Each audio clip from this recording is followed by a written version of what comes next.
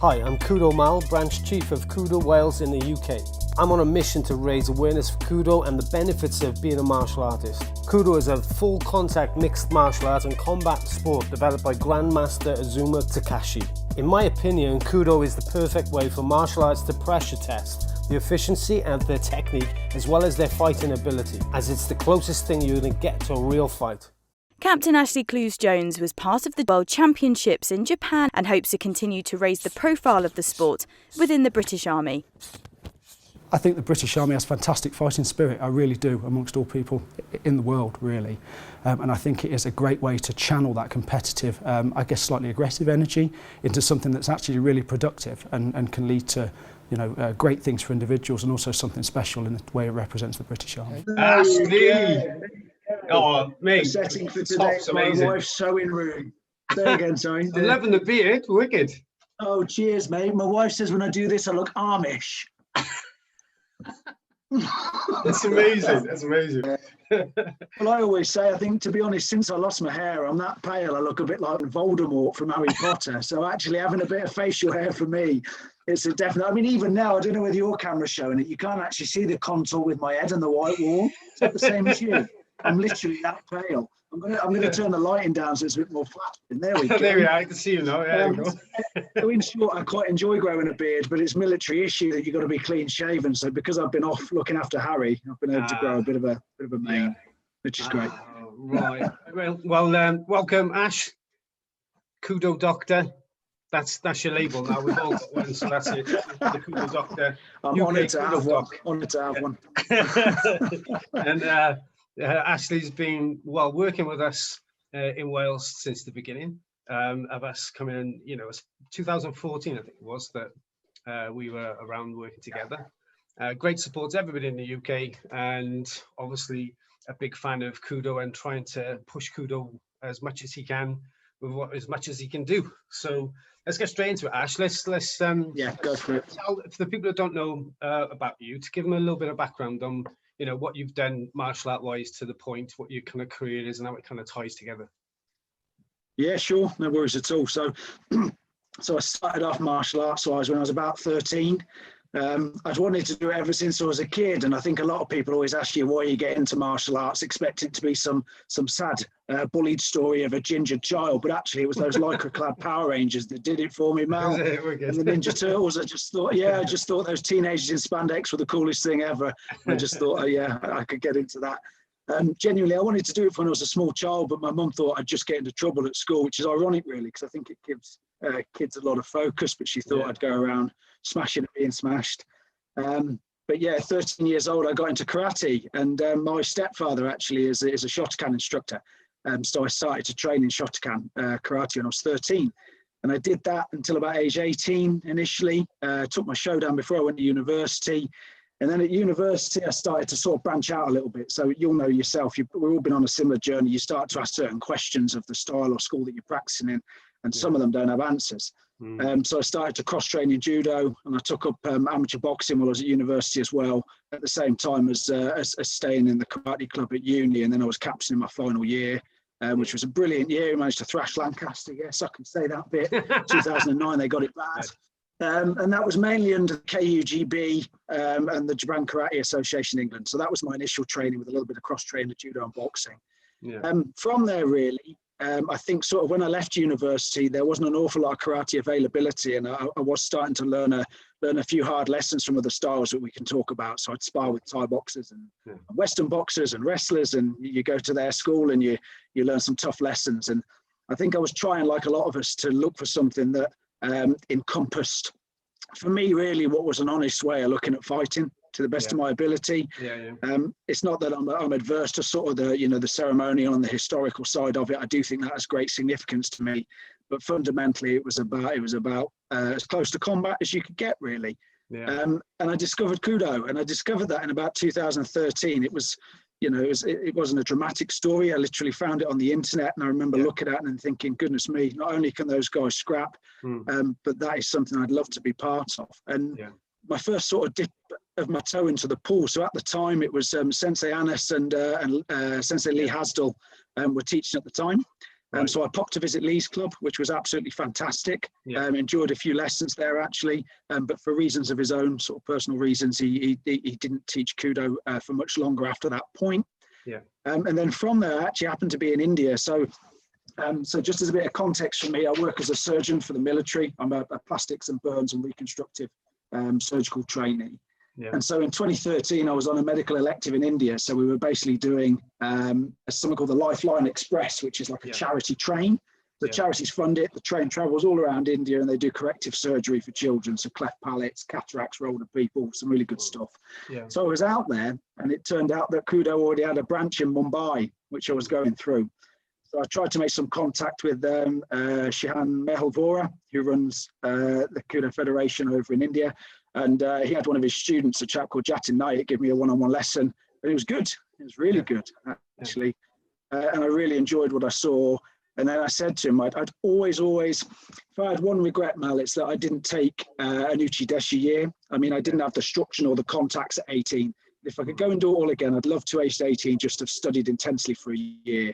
Yeah. So to try and make up for that, I asked if Shihan Vora would write me a letter of reference for Japan and I could go and train over there for a month full time and really see what it was all about. And that's when I went in summer 2014 and that's where it took off from, really. Yeah, yeah. And I mean, it's every time, you're one of the people I speak to in the UK about Kudo and it's, it's like sparks, this is the type of conversation. It's kind of, you have that like level of frustration. And it's like, why don't the rest of the world see the benefits of this? And actually a lot of the world do. It's just us in the UK have got to get it together. Yeah.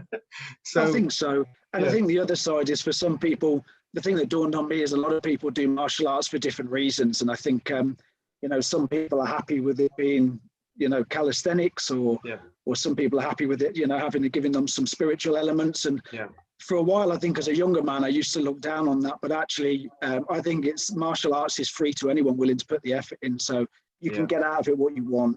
I think the thing with Kudo is it's a full contact, it's quite a heavy martial art. So for me, I would acknowledge it's not for everybody, but if anyone's interested in a true fighting art, goodness me, does it deliver. Yeah. Well, do you think that, I mean, this is the type of conversation I know that we've had, and I think your opinion is really valid on this. So I think it's probably a good place to talk about it, is that quite often that, we're talking about life, martial arts and life, right?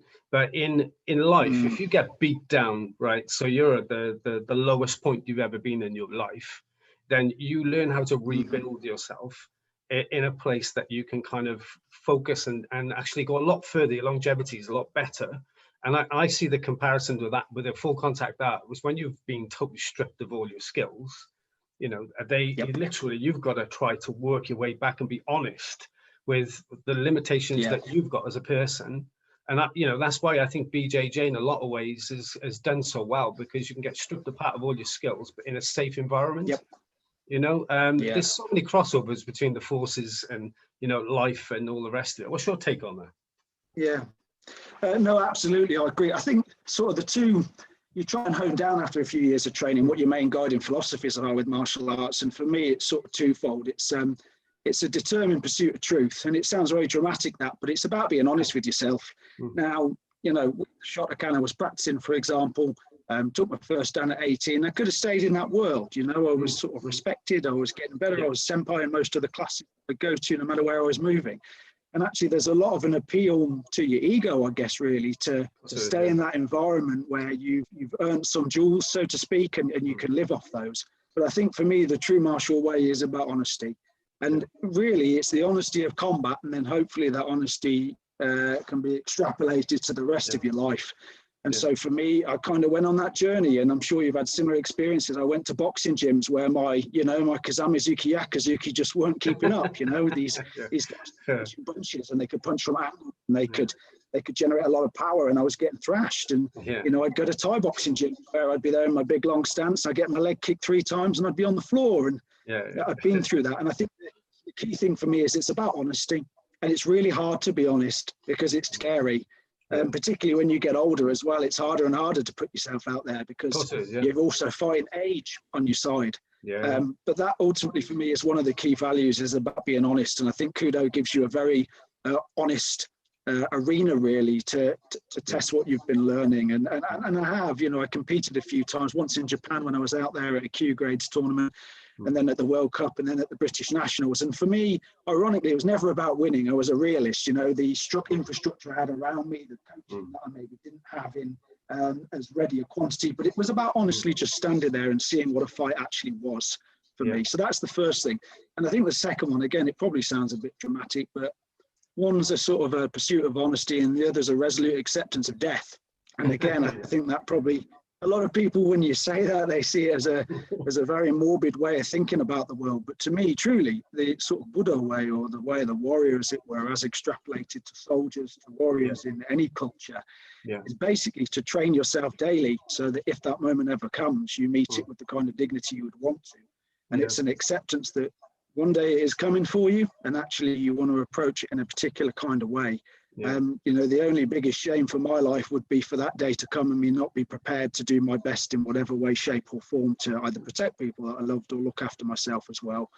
So I think that's it. And the irony is as well, it's, again, it sounds like a morbid philosophy, but when you accept death, it gives you a great pleasure in life. Because if you truly told yourself now that this is my last day on this earth, genuinely, what would you do with your time? How hard would you train? How committed would you be to your kids rather than looking at your phone when you're playing with them? To me, that philosophy, I try really hard, and I don't do it all the time, but I try really hard to remember that one day it's up, and as a result, it gives you the pleasure of really enjoying the day. So those are the two driving forces for martial arts, I think, and hopefully that sort of answers your question as to do you think that's the, I mean, a little bit of that, surely that's got to be, like, I've got an utmost respect for the people in our armed forces, or any of the armed forces around the world, because it's a mindset that I could never really get my head around, because you know, those sorts of things where you have to think like that. You have to think it could be your last day on earth, and how you would actually kind of, you know, it's like what I was just literally saying to you about COVID. You know, that people were just like, oh, it's, you know, it's nothing, it's a hoax and things like that. But when, you know, you've been, you know, correct me if I'm wrong, but you've had first-hand experience at this, haven't you, since the beginning? So you've seen people in intensive care, haven't you? Yeah, so my sort of experience with COVID as a clinician, I am a surgical trainee, but obviously they needed people to go to intensive care. And during the first wave in particular, I volunteered to go. Ironically, it was a funny old decision. My wife was pregnant at the time, and that was my biggest worry, was so much uncertainty and not knowing the effects it would have on Alex and the baby. But my boss was saying, we were looking at the Italian data, and obviously they ended up copping COVID a little bit before us. And the guys that tended to be safest with the lowest rates of COVID amongst staff were those in intensive care, because the PPE was just fantastic. You know, you were really going through it. You know, it was virtually like working in a blimmin' hazmat suit. You know, it was pretty intense. And so actually that's one of the reasons I volunteered. And the other was just to get stuck in. I think the military philosophy is not about going for what's easy, but it's trying to strengthen yourself enough that you can deal with hard stuff. And if you can lead people through that, if you can take people with you that maybe don't have that strength, well, that's, to me, that literally is all it's what it's about. So there was really no doubt, like I had to volunteer for that job. And I learned an awful lot about it. And it is very real. You know, I saw lots of people die, and all I can say is So I think for me, you know, the sort of perspective on COVID, I'm no expert on it. From my perspective, I think the vaccine having been discovered is an incredible feat of science. I'm very passionate about science, and ironically, science and martial arts run side by side for me. And I can talk about that a bit later. It's about, again, it's about truth. It's about putting it in an experiment to see if it works. But the scientists have found this vaccine, and they've actually given us all hope. And fingers crossed, there won't be too many more mutations in the virus that cause that to be a problem. And we can get back to some semblance of normality. So I suppose the key thing going through my at the moment is all of us just doing the best we can to hunker down and just have enough patience that vaccine can get around. And that's the key thing, is patience. It's really difficult for some people. So I think it's got a certain amount. I mean, I've obviously been a big fan of the Japanese culture and the way of them doing things. I mean, so regimented, you know, and when we were out in Japan, you could see that in itself. The, you know, mask is not a new thing for them. You know, staying at distance is not a new thing for them. And they were just told just to be, you know, speaking to Lexikonenko about it, and he was just saying they were just told to be sensible. And it's like, why can't we do that? Why can't we do that? It's an interesting question. I guess we've got to be careful not to ruffle too many feathers internationally. But my sort of take on it, Mal, is that you're sort of in the West, we're taught that the individual is king, and that actually the individual can go out there and build his own story, his own life, his own legend. And in some ways, it's a great way to live. But the other side of it is when things like this strike, I don't think we have the most sort of collectivist way of thinking. No, you know, there's pros and cons to each, definitely. Whereas the Japanese, they live on each other, cheek by jowl. You know, it's incredibly densely populated country, particularly in the cities. And actually, a lot of the arguments for why they have so much etiquette is because they have to, because they literally could not function. They'd step on each other's toes so much, it would cause so many problems. So there's so many sort of social rules, many of which I accidentally broke while I was over there. And most of the time, they just do that. I think we all do naturally. And you hear the gaijin word, and you just hope they don't beat you up too badly for doing it. Well, let's get on to that, because I you know, you've like, well, obviously we were in Japan in 2018. We'll get onto that in a minute, because obviously you went out there to represent our team, but before, when you went to train in Honbu, right, in Tokyo, with Jukucho, and obviously I've been lucky enough now to have quite lengthy conversations with them, you know, since that. But you know, what was that experience like? Because when people talk about going to train at Honbu, you know, that must have been an amazing experience. You know, did that really kind of embed KUDO as that's it for me now? That's, you know, that's the way. And you know, as Jukucho got what's he like as a person? Yeah, I think so. So yeah, it was a fascinating time. I'll sort of caveat it, to be honest, Mal, because I don't like sugarcoating things. It's probably one of the hardest things I've ever done. You know, I was 27 years old at the time, so you know, I was still young and fit, but I also wasn't 19, 20. I think the shape that you need to be in to endure that training is pretty intense. So it took me a while to catch up. I tried to get fit, but actually they're training you roughly 5 hours a day. So the rough structure of the day is you get up in the morning around 6. You train. So first the Uchideshi would just train together at 7 o'clock in the morning. The Uchideshi that were there at the time, there was myself. There was Tomohiro Nakamura, who is an amazing martial artist, very ferocious. He used to bounce me up and down the dojo every day. I used to lie on my back at night with sore ribs, thinking how I could beat him, and I never could. So yeah, much credit to him.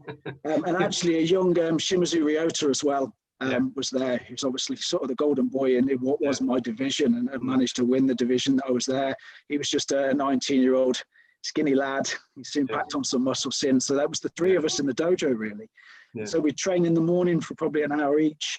And then we do our own personal training at midday. So that would usually be weight training, running, flexibility. It was something more focused on building the body, because again, KUDO's heavy. You know, you've got to have strength, power, speed, endurance. It's tough on the body.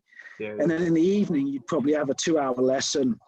And all of the teachers at Jukucho's dojos are ex-champions. So he has all of his ex-champions come and teach you. And they teach a different night each week, and they focus on different things. And one of the things I was really impressed with is for the Newaza component, so for the ground fighting component, Jukucho used to employ Yuki Nakai sensei.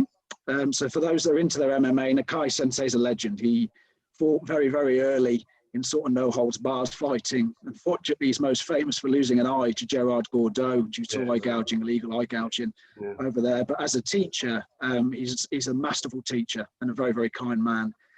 So the structure of the day was sort of 5 hours training a day, which took me a bit of time to get up to speed with. I think the lifestyle out there was pretty Spartan. You know, in between lessons you were cleaning. The one nice and fluffy thing is Jukucho's wife, Azuma Keiko, would come and make us dinner. She'd come and make us lunch, which was quite nice. It's kind of like having your mum. And what made me laugh, Mel, is she actually used to tell us to call her Oksan, which to me, I didn't know the name of the word, so I just called her Oksan. I thought maybe that's your name. And actually, Oksan means mother. And so the next time I saw her, when I next saw her a year or so later, I called her Oksan, and she laughed at me because obviously I wasn't an Uchideshi anymore. So it was probably a bit strange in front of all of KUDO seniority to be calling her mother in front of everybody else. But she's lovely, and she's the sort of the yin to the yang of the dojo, really. Jukucho, as a person, he came and taught probably about 3 classes while I was there. The first thing to say about him is he trains every single day. And I've always admired this, and I've always said this. I think within a lot of martial arts, there's this there's this fashion once you hit about fourth dan to stop training. You know, you become a scholar martial artist, as I call them. And I think we've all found ourselves doing it at times. I've done it where, you know, I was teaching and reading, but I wasn't really doing much training. And that, again, the honesty thing for me now is that martial arts is, for me, first and foremost. I will train every single day if I have the opportunity, or certainly try and make time to. The rest of it outside of that, trying to take a role in organizations and to make things better for other people, comes a very, very close second. But Jukucho trains every single day by himself or with his students. As a man, he's extremely hospitable. We always joke with Kudo, the holy trinity of, hard drinking, hard fighting, and hard karaoke. Well, you got it, mate. That really was the culture. So one of the sick things they like to do to you out there is take you out on a Friday evening at the end of the week, and you eat a lot, and you drink a lot, and you do a lot of hard karaoke, and then at 4 o'clock in the morning, you crawl into bed, and you think, because you get one day off a week when you're in Uchideshi, just one day. And you think, surely no one's going to be up tomorrow. It'd be ridiculous. It'd be absolutely crazy. Every single person has a heavy night. But then at 7 o'clock, Shimazumi Yota would knock on my door. Ashley-san, it's time to go and train. And we'd go for a run. I remember puking in the canal, which was very un-Japanese, very British, unfortunately. And back up at training at 7, which was absolutely revolting. So yeah, that's the Japanese way. And it's seen as sort of a bit of a Buddha spirit thing to get out there and train your guts off all day after 3 hours sleep and a skin. But Jukucho as a man, he walks the walk, which is one of the reasons I was drawn towards committing to Kudo after that experience. Is he trains every day. You know, he took his 9th down amongst his own peers, and he did his sparring and he did his Kion. And I think the key thing I learned from him really is that you don't have to be the best all the time. You know, at the end of the day, we all have a prime, we all have a particular age where we can really move and really do something, and are quite dangerous. But actually trying to be the best you possibly can amongst peers of your own age, I think, is something to aspire to. And I think that's what I learned from Jukucho, is he'll get together with his Russian Banch chiefs, you know, that are similar age, similar experience, and they'll have a good go. And that's the kind of man he is, really. That's a good question. One of the things that I took from that conversation when we talked about it before was that when I came into Kudo, I was thinking of just a place really that the students that really wanted to challenge themselves and actually, you know, because I think that we all get to that point where, you know, your life is no longer testing you. So let's say that not everybody has those experiences in life and bars and all the rest of it, or maybe not a popular person in the area, whatever. But at that point, at least you know what works, what doesn't work for you, what you're learning. And then you become, if you like, a better person, or you get older and you don't go to those places anymore. So you're no longer tested, right? And then, but you can see that you want to keep people on the path, the right path, a legal path. So you want to be able to give them that experience to test them. But then when they get into Kudo, I was starting to think to myself, like, you can't do this forever, surely. You know, you're gonna get injured. And then when we were in France, we were in Rennes, and we were kind of talking, like, you know, till stupid hours. Another reason for getting up late, I guess. But you were talking about your experience of all of the seniors and they're still practicing, right? So it must be a mindset. Absolutely. Yeah. When you said Jukucho's training every day, it's not that he's just going to, because they're not practicing katas, so they are going to actually spar, right? And there's a lot of his senior grades that are quite old. So, you know, they're still practicing. It's just when people see Kudo, they see the competition element, don't they? And I've seen noticed a lot which online. Is ferocious, Yeah, exactly. But the things I'm seeing online is that they're saying Kudo is not a martial art. That Kudo is a sport, combat sport. But it's not true, is it? Yeah. To my knowledge, I think the best explanation I've come across is that the martial art itself, with all of its unique characteristics, is Daido Juku. And I think a lot of people forget that now, because Kudo's got the better imprint, really, on sort of the internet in particular. Yeah. But the key thing to remember as well is that Daido Juku was devised, and I'm happy to be corrected, but it's about 1981. So we're talking like 12 years before the UFC. So actually, if you look at the structure and the technique of Kudo, and you can find some of that early footage, there's a lot of it on the Russian Kudo Federation website, actually, because it's the first federation outside of Japan. You can see that actually the techniques are already there. So for me, not to call it a martial art and just a medium is a little bit selling it short. Now, I guess it depends on what you class as a martial art. And I've thought about this quite a lot recently when I've been looking at the military and trying to look at whether Kudo would be something they're interested in. Yeah. And the key thing I've realized is that you've got to have some kind of structure. So I think KUDO appeals to a lot of people because they can just throw their hat into the arena. It's relatively free and liberal. You know, you can pretty much teach whatever you learn from any of the martial arts as long as it works and you get into the context of KUDO sparring. Yeah. But actually the Kihon is done at the beginning of every single lesson in Hombu Dojo, every single one. And it's actually very, very set. So the Kihon is the sort of basis of KUDO, really, the very fundamental throwing techniques that are in it and all of the striking techniques. Yeah. And the other side of it as well is I think traditionally when you look at karate historically, for example, a lot of that information was transmitted in kata. So I see kata as a catalog, basically. It's basically here's the style, you know, take what you want and work on it. Whereas actually, if you look at KUDO being created in 1981, these are the days where we have, you know, we have video, we have DVD, we have YouTube, we have, you know, books and print media that can almost get to everybody. Yeah. So I think the difficult thing is a lot of people from the outside will see KUDO as having no structure. You know, it's just you stick the helmet on, you wear a belt and you go at it. But actually, not only is there the Kihon in every single lesson, but you've got at least 2 KUDO textbooks, main textbooks, one of which I have the honor to have. And then you've also got DVDs and video as a format. So my sort of gentle counter argument is there's lots of information there for you. Most of it's available on the internet, on YouTube.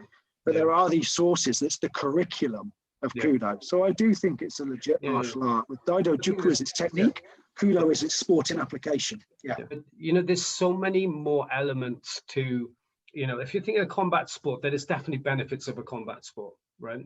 But the way I look at a combat sport is that that's for the individual as the fighter, for them to on their own path. But as a collective, I've got to say that I've been involved in a few karate organizations, a few different martial art organizations, but the closeness of KUDO is unrivaled as far as I'm concerned. The fact that you know, everybody is on this path, everybody is supporting each other and a lot closer together. You know, there's basically the experience that we had. So let's go on to Japan 2018. So you went out there to support the other fighters just as much. And what I thought was great about it was that you brought your karate instructor with you. It says it was the pinnacle, if you like, of your last point of your martial arts fighting career. Like that was the point where you were aiming for. Yeah. And I mean, how special was that to bring along, you know, somebody that had been such an impact? And it was a great guy, fella. Really enjoyed listening to him and talking to him. What was that experience like in Japan? So it was just absolutely amazing. I think the first thing to say just briefly about Phil Long as my teacher, I've had many good teachers. You know, some have taught me a lot more on the technical side. Some have taught me about martial arts history. The thing that Phil taught me is to ask the honest question, which is what is combat? And if you ever watch Phil move, he doesn't move like a karateka. You know, he's got a lot of technique from that area, but actually Phil is a guy that will just go away and research and research and research and work and work and work. And he was very sort of street orientated in our karate classes, which always appealed to me. I wasn't a good point fighter. I'm not really down with hitting each other with marshmallows or playing tag. That's, you know, if people want to do that, that's much to them, but that's the way I always saw it. And so I started to train a bit with Phil personally. And I have to tell you honestly, Mal, I've never seen such a frightening individual. Now, that sounds like he's some dramatic big ogre. He's actually a total gentleman. But, for example, when Phil would hit the makiwara, he'd basically have 2 garden mats, and he'd get 2 garden mats with duct tape, and he wrapped them around a steel girder for a building, and he'd sink himself down into fudachi, and he would just whack this thing. And I've never, ever, still to this day, never, ever seen a man hit something that hard as I had Phil. It was like the scene from Kickboxer, do you know, where he's kicking the plaster down. I'm not going to swear because it's the interview. But it was honestly like that. I've never seen anything like it. And actually, you know, what's lovely about Phil as a man is he's very, very open-minded. So again, he, as much as he was in the karate world with me, he just wanted to learn what worked. And as a result, we used to sort of experiment and look at, and there was an awful lot I learned from him particularly in terms of impact delivery, which I've never perfected to the level he has. So I think I learned that sort of perspective from him. And then when we stayed friends and when the KUDO World Cup came along, I just wanted to show Phil what I'd been interested in and see what he thought of it, because I thought we were kindred spirits in that way. And as he is, he's just incredibly open-minded and a magnanimous individual. And I think he really got involved and really enjoyed that experience of seeing it as it is, because he is a guy that will always ask the hard questions. Yeah. And that's what I challenge any martial artist to do, is ask the hard questions. And ultimately, it's a scientific test. You know, stick your technique into some sparring, something like KUDO, for example, or a mixed martial arts format, and see if it works. And it's that simple. If it does, you keep it. If it doesn't, you adjust it or get rid of it. And he definitely taught me that way of looking at things. So Japan was just so special to have him there. And to be honest, I don't have a lot of martial arts infrastructure in Birmingham at the moment. My job is pretty intense, so I can't sort of get my feet, start a club, that kind of thing. But Phil is the man that I trusted most to not only see things as they truly are. So he doesn't have much experience of KUDO, but he's honest and open enough to see things as they are. But I knew also that he cares an awful lot about people, and he would look after me. Actually, was the other thing. He would look after me when enough was enough. If things weren't right, I knew he would look after me, and he had my best interests at heart. So I'm glad you enjoyed your time with him. He's a bit of a monk. He lives up in the Yorkshire Hills with his wife, just whacking things and running around there. And he says, I've never seen a 59-year-old so fit. He's definitely a role model for me. I just, it blows my mind. But so actually that was very special. And 2018 was very special because I'd actually seen the Japanese team preparing for the KUDO World Cup in 2014 when I was in the dojo. Right. And it was the one lesson where Jukucho up until that point would always say, Ashley, would you like to do this? You know, with a competition, he said, Ashley, do you want to enter the competition? And me being me, yeah. Every single time. And he said to me, he's like, Ashley, would you like to join squad training for Japanese team? I went, yeah. And he kind of looked, and he had a look, and he went, actually not this one.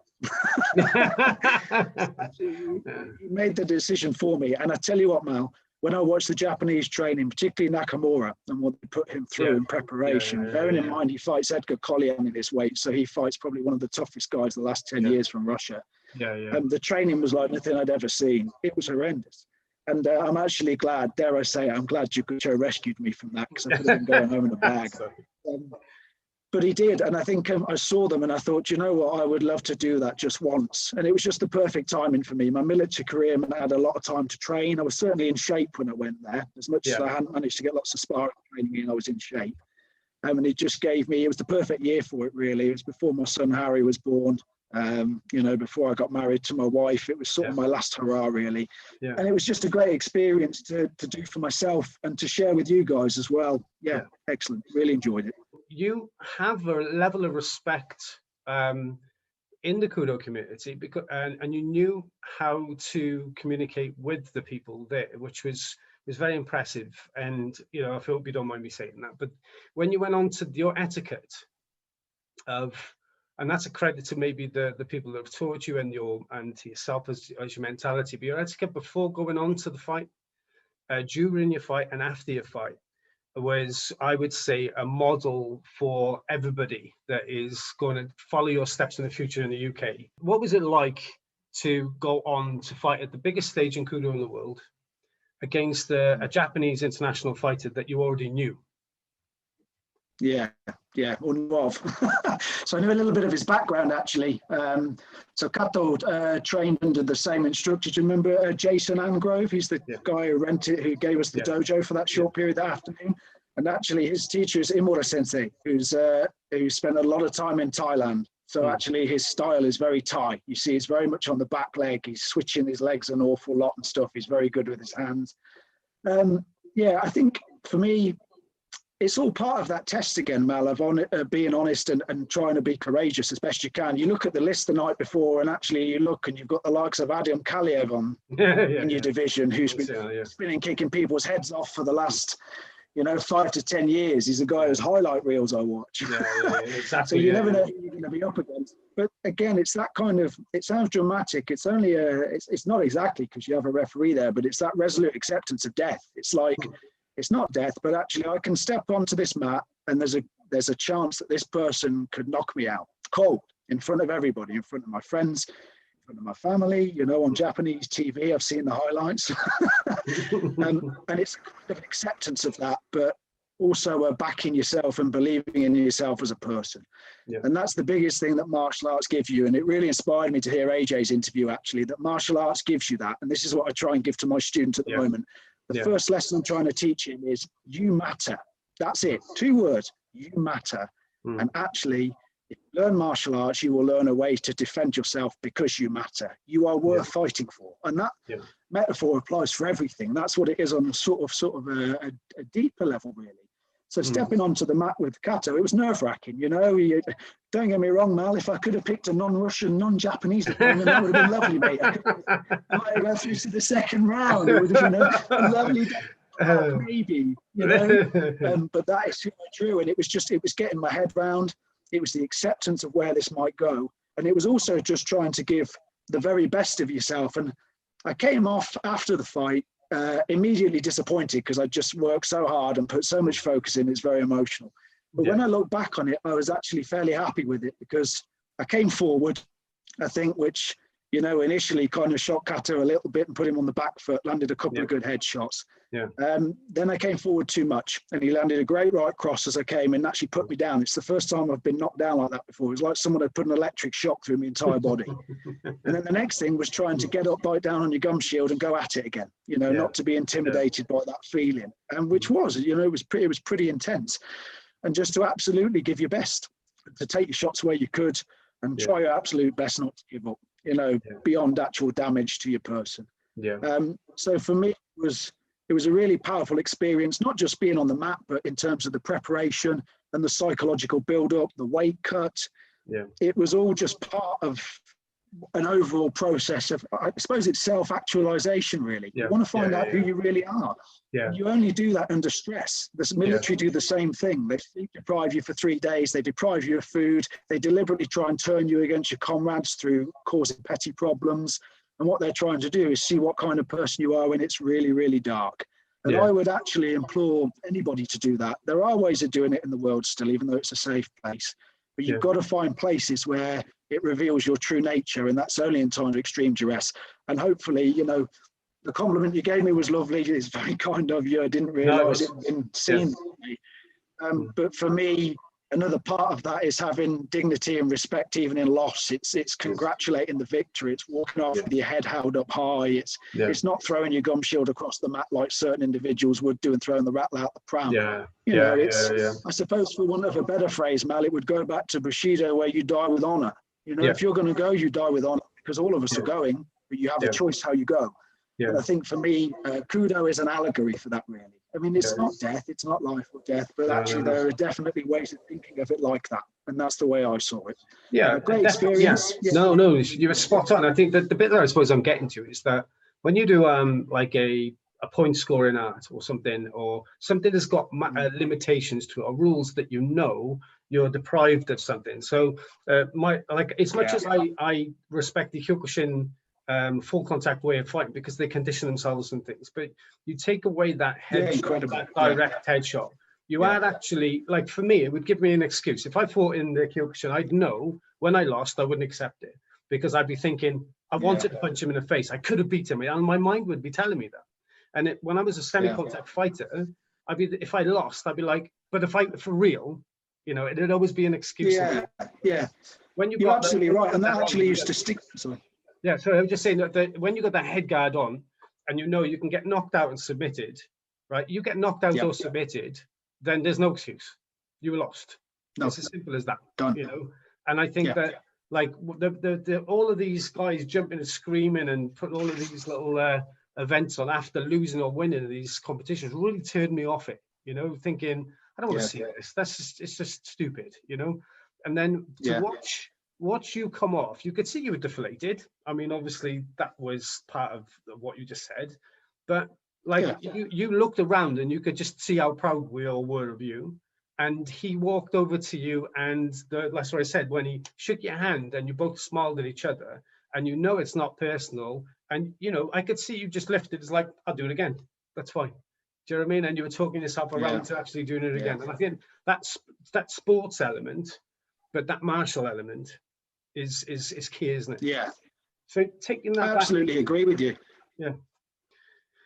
One of the, I mean, you've done some interviews on, it's Army TV, isn't it? is Army TV? Yeah, so Forces TV, it was mainly to Forces try and TV. promote KUDO and give it a bit of a platform. Yeah, Forces TV, yeah. So, I mean, that's been a big drive for you for quite some time, and you haven't given up on that. I mean, what are you hoping for? I mean, what's the vision for KUDO within the armed forces? Sure. So I think that's sort of the focus of any sort of KUDO efforts for me, really. The key thing first, I've got my sort of own martial arts goals that are very personal to me, but sort of trying to reach out and give something back now, because when your competition days are winding up, you would hopefully want to start investing in other people and doing something there. And I think for me, so the Army Martial Arts Association has a number of martial arts in it, okay? And they are karate, kendo, WTF and ITF Taekwondo, and there's Army Judo and Brazilian Jiu-Jitsu as well. So there's a lot of stuff there. But for me, there's no sort of mixed martial arts format where you put everything together with a relatively high degree of realism. So a relatively heavy martial art, full contact, for want of a better phrase. And I think there's a huge debate going on at the moment in the Army Martial Arts Association as to whether MMA is something that they want to allow. And there's arguments and counter arguments. Some don't like it because they see it as having an image problem. You know, some people don't see it as Budo because a lot of the martial arts have come from that background. And there are those like myself that think actually the values of Budo and the values of sportsmanship, you know, from a more Western standpoint are very equivalent. And so that debate is going on. And what I wanted to do with KUDO, I mean, I genuinely, like you, believe it's something unique. And the reason it's unique is it's as close to MMA without being MMA, is the way I would describe it. And actually, within martial arts, there's always, I always think of this line, there's always a balance between realism and safety. There is. So if we were doing the most realistic thing, we'd wear no gum shields, we'd wear nothing, we'd be kicking each other in the crotch all the time. But actually the safety aspect means it's not very sustainable for training. The alternative is to do virtually non-contact stuff, which has got virtually no realism whatsoever. So actually KUDO for me is as high up the realism with safety as I would feel is appropriate to compromise. And so that's the reason I've tried to suggest it to the military as an option, really. I think the cry for mixed martial arts is huge. I think it's going to happen eventually, otherwise you're going to get lots of dissatisfied soldiers that will go and do this anyway elsewhere. So in a way, you're almost making it contraband by not acknowledging it. That's just my opinion. But at the moment, there is a debate going on as to whether that's a valid argument. And if we are to incorporate a more composite martial art, you know, full contact, lots of techniques involved, what shape should that take? So if mixed martial arts, as in fighting in a cage, isn't appropriate, then maybe KUDO or actually Sambo, to give them credit, is another very well-established sport that would probably fit that bill. So my passion really with the military is to try and be an advocate for a mixed martial arts format that's relatively close to full contact. Now, of course, my bias would be to shoehorn KUDO in, but that might not be appropriate. You know, it might not have the profile, it might not be what the soldiers want. People might not like it, they might not like the organisation, but I'm going to present that as an option, but I will support whatever comes in, because I think ultimately martial arts students are crying out for something that gives them those experiences that we've talked about. Those are transformative, you know, they make your life better. And I'd argue they've got far more in terms of the quality of your life than some of the other competition formats that are currently available. So do you think they're fearful of the soldiers being out of action from injuries, or what you think that's a key there? I think some of that's relevant because there are health risks. You do what you can to minimize those, but you've got to also be honest with yourself. You know, KUDO is a full contact martial arts with almost anything goes. You know, you've not got body protection or shin protection on when you're competing. You've got a head guard and a gum shield, some very thin gloves, and that's it. The thing that I was finding hard to get my head around all that is that they've got Brazilian Jiu-Jitsu, they've got Judo, they've got Karate, for instance. You've got those three. And boxing. Right? Then you've, with KUDO, you've got a gi, so you've still got a couple of the others that are used to having a gi. You've got the belt system, so people are happy that they're getting their merits and their swimming badges and all the rest of it, that feeling. And then, you know, as far as the sparring, I suppose, like the majority of, you know, what I'm seeing at the minute, I might be wrong, but it's that a lot of the MMA clubs are moving away from full contact sparring and working on skill development and doing the head contacts there. And I think that the way they do it is they put on boxing gloves, which limits the ability, you know, of, you know, the size of the hand, all the rest of it. Whereas in the head guard, you can still tone down the power, you know, and still be precise because you've got small mitts. So it's a win-win. And you can grapple more effectively. You can and grapple and grab more effectively as well. They're good old headbutt, yeah. You're absolutely right. I think you've got to. I think the interesting thing with the Army is that this was one of my sort of arguments in the sort of paper I wrote recently, is that effectively the Army allows judo, Brazilian jiu-jitsu, boxing and taekwondo I'll focus on. Now taekwondo, you've got full contact kicking. The WTF taekwondo, you're trying for knockout. Boxing, amateur boxing, the same kind of thing. You know, it's full contact. You're trying to aim for knockout if you can. Judo and Brazilian jiu-jitsu, again, all the, you know, the muscular and tendon stuff, the risk is roughly equivalent. So my argument is that mixed martial arts is a composite of all those arts for which we're making an acceptable level of risk. So why wouldn't mixed martial arts be appropriate to consider that risk on? But a lot of that is about showing the medical data, and that's where I'm trying to marry in sort of a bit more professional experience and try and put that in as well. So we'll see where it goes, Mal. I'm hope something will happen. I'll keep digging away, but it's like I said to you at the beginning, for me, martial arts is fundamentally for the individual and then try and give something to community. So I'll always train, you know, and I'll always follow the path that I think is right. So, So, you know, we're to 2021 now. This was meant to be our development year for getting fighters, getting things together for next year, which seems to be an absolute loss. But you know, in the next, have you got? I mean, because I'm really struggling to get any sort of plan at the minute. Have you? You know, your next 12 months is going to be spending your time with your little boy and getting him. Get him throwing a 1-2 maybe. He's already pretty good. He's very good at sticking his fingers up your nose. That's his technique at the moment. Because you aren't going to know like mine, the old nose jab. From Chinte Kata. He's good at that. So have you got what's, you know, the next 12 months have you got, or this year if you like, 2021, have you got any personal goals for martial arts wise? Yeah, sure. So I mean, I think the goal that runs underneath all of it for me, Mal, is to keep training. I never want to be one of those people that did martial arts. You know, for me, I want to be doing it until I drop. So the key thing for me from a daily basis is to train every day as best as I can. You know, it's not always possible. I'll be honest, it's rarely possible actually with a lip then, but that's the goal that I'm aiming for. From a personal perspective for me, I think my background's predominantly striking. I'd love to get better at throwing. So Tachiwaza, Nagowaza and Newaza as well. So actually, martial arts wise for me, I'm also at a judo club, Erdington Judo Club. I'd like to give a shout out to. They are a fantastic judo club in Birmingham. So my sort of focus as an individual now is trying to develop my grappling side of things through judo, which is the chosen art I'm going to look at to try and do that. And also to progress in KUDO as time comes. I would love to eventually, I can't hide it, but it would be an absolute honour of mine to one day take my Dan grade in KUDO. I'm 33 years old, so I've kind of got it into my head. I'd love to have a crack at that really this side of 35 if it's possible. But at the same time, it just depends on how things are. But one day I would love to take my Dan grade in KUDO, because the irony is it's not really about the belt. I think it's just having something to aim for in a structured manner. I think the older I get, the more I realise that you've got to pick goals and have some structure, otherwise you get nowhere. You know, it's the old Bruce Lee, you reach plateaus and the whole point is you need to go beyond them. And for me, I need to pick some goals.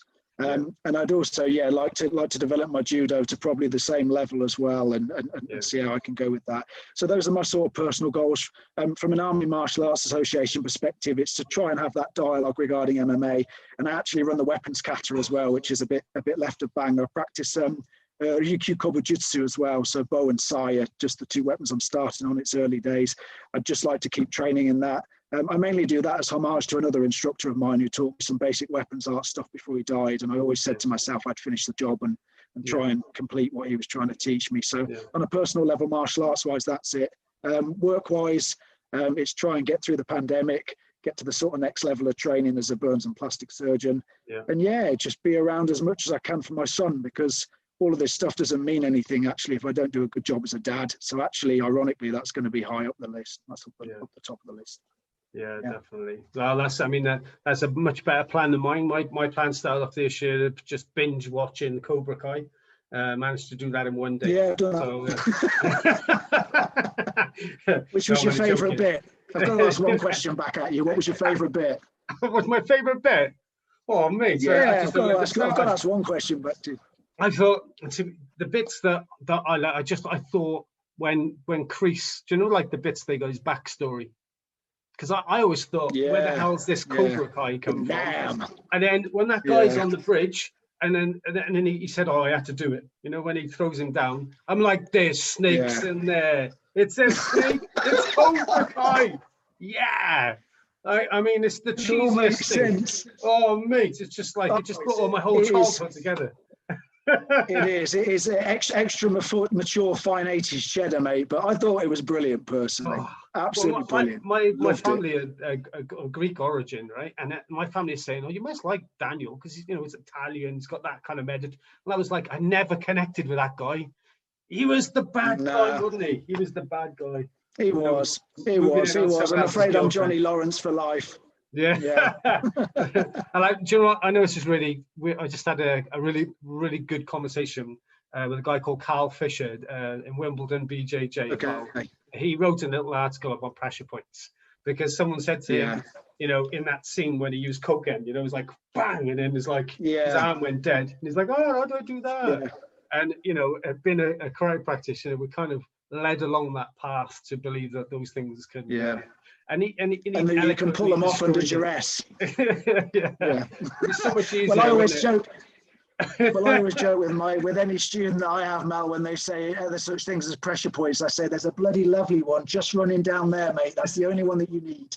You just need to learn to hit that pressure point on the jaw from every possible direction that you can and as hard as you can. That's your pressure point.